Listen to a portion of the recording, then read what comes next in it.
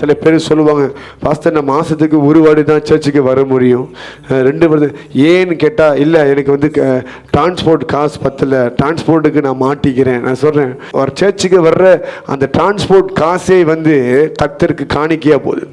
இன்னும் மாதிரி எனக்கு ஒரு மாதத்துக்கு ஒரு வாட்டி தான் வர முடியும், மீதி மற்ற 3 வாரம் வர முடியாது. நான் சொன்னேன், நீங்கள் தொடர்ந்து வந்து பாருங்கன்ட்டு. அவரும் சரி கீழ் பண்ணி வர ஆரம்பிச்சாரு.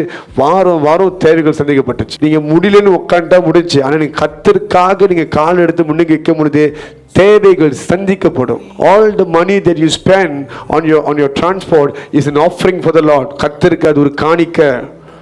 ஓகே, சில பேர் சொல்லுவாங்க, இல்லை நீங்கள் காணிக்கை வந்து பட்டியலில் போட்டால் தான் காணிக்கை. இல்லை, நீங்கள் போட்டுருவீங்க தெரியுமா, கிராப் காசு, பஸ்ஸு காசு, ட்ரெயின் காசு, இது எல்லாமே கர்த்தர் காணிக்கையாக தான். நீங்கள் வந்து 10 வழி காணிக்க போறீங்கன்னா கர்த்தரோட கணக்கு அது கூடியாக இருக்கும். ஏன்னு சொல்லுங்கள், நீங்கள் என்ன ஸ்பெண்ட் பண்ணீங்க வர்றதுக்கு போகிறதுக்கு, அதெல்லாம் காணிக்கையில் போய் வந்துடும். யாருக்காக? கர்த்தருக்காக. இன்னைக்கு பாதி பேர் வீட்லேயே உட்காந்துருப்பாங்க. இன்னைக்கு என்னைக்கு காசு இல்லை, நான் சர்ச்சுக்கு போகல, நான் நாளைக்கு வேலைக்கு போகிறதுக்கு காசு இருக்கும், காலையில் நாசனம் ஆயா வாங்குறதுக்கு காசு இருக்கும், ஆனால் சர்ச்சுக்கு வர என்ன இல்லையா, காசு இல்லையா. முதல் முக்கியமான இடமே இதுதான். வாரத்தில் முதல் நாள் ஞாயிற்றுக்கிழமை, start your the first day okay of the week in the house of the Lord. அதை செய்து விட்டு போட்டு மற்றதுக்கு பார்க்குறோம் போயிட்டு. நான் சொல்கிறேன், தேவைகளை தேவன் கொடுப்பார், கிருபையை தேவன் கொடுப்பார். நீங்கள் முதலாவது கீழ்ப்படிங்க.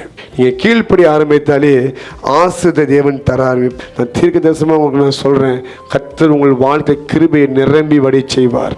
விசுவாசிக்கிறீங்களா? கிருபை நிரம்பி வடிய ஆரம்பிக்கும். ஹல்லேலூயா. நான் நிற்பதை